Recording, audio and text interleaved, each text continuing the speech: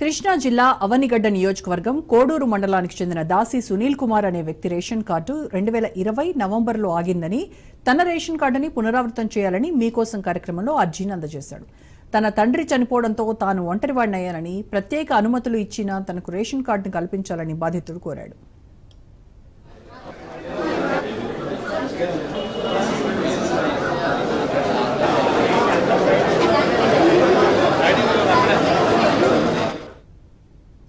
నా పేరు దాసి సునీల్ కుమార్.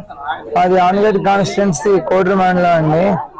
మాది రేషన్ కార్డు 2020 నవంబర్ లో హోల్డ్ అయిపోయిందండి. అప్పటి నుంచి ఇప్పటి వరకు కూడా సర్వర్ పనిచేయట్లేదు. రేషన్ కార్డు అసలు ఇంతవరకు రాలేదండి. పైగా మాకు రైస్ కార్డు కూడా ఇష్యూ చేయలేదు. ఈ లోపల మా నాన్నగారు కూడా చనిపోవడం జరిగింది. చెల్లి వాళ్ళకి మ్యారేజ్ అయిపోయింది. మరి నేను ఒక్కడినేనండి. కాబట్టి నాకు మరి ప్రత్యేక పరిస్థితుల్లో రైస్ కార్డు మంజూరు చేయవలసిందిగా కలెక్టర్ ఆఫీస్ లో ఈరోజు అర్జీ ఇవ్వడం జరిగింది. అయితే ప్రస్తుతానికి అయితే బాగానే స్పందించారు. కానీ అది త్వరితగతిన పూర్తి చేసి కొంచెం మాకు ప్రభుత్వ పథకాలు అందే విధంగా సహాయం చేయాలని కోరుకుంటున్నాను. బైసాని వెంకట నాగేశ్వరరావు అని నేను నందిగామ గ్రామ కాపురస్తుండే. మాది 2 ఎకరాల 14 సెంట్లు 476/1, 477/1లో మాది 182 సెంట్లు 2003లో రిజిస్ట్రేషన్ అయింది.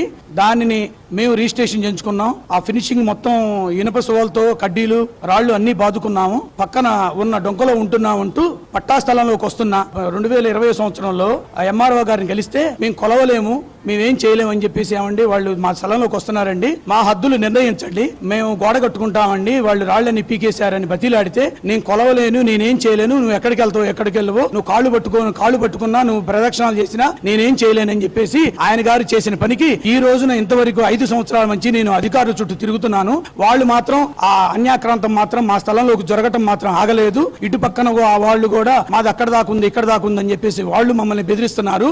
మాది 182 సెంట్లు పక్కాగా సబ్ డివిజన్ కొలతలు ఉన్నాయి.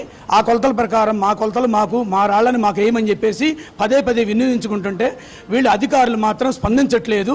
ఈ రోజున కలెక్టర్ గారికి నా యొక్క బాధను విన్నవించుకున్నాను.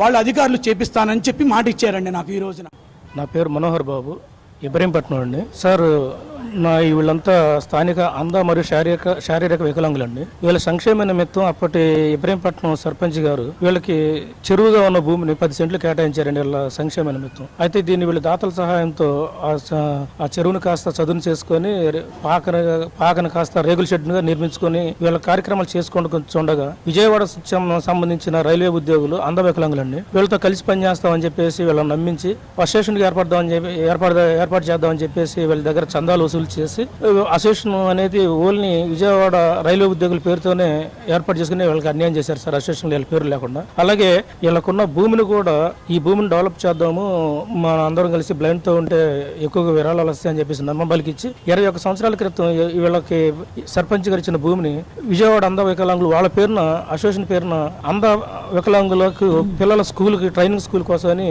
రిజిస్ట్రేషన్ చేయించుకున్నారు సార్. అంటే ఎలినేషన్ పొందారండి, రిజిస్ట్రేషన్ కూడా కాదు. ఎలినేషన్ సంబంధించి 21 సంవత్సరాల నుంచి ఎంఆర్ ఆఫీసులు ఎటువంటి అప్రూవల్ కానీ ఎటువంటి హ్యాండ్ ఓవర్ సర్టిఫికేట్ కానీ వాళ్ళు పొందుకోకుండా సైలెంట్ గా ఉండి దీని నిమిత్తం సబ్ కలెక్టర్ గారికి మేము అర్జీ ఇచ్చాం సార్. గౌరవ కలెక్టర్ గారికి మరియు ముఖ్యమంత్రి వారికి ఎమ్మెల్యే గారికి ఇచ్చాం సార్. స్థానికులకి న్యాయం చేయండి, అన్యాయం జరుగుతుందని.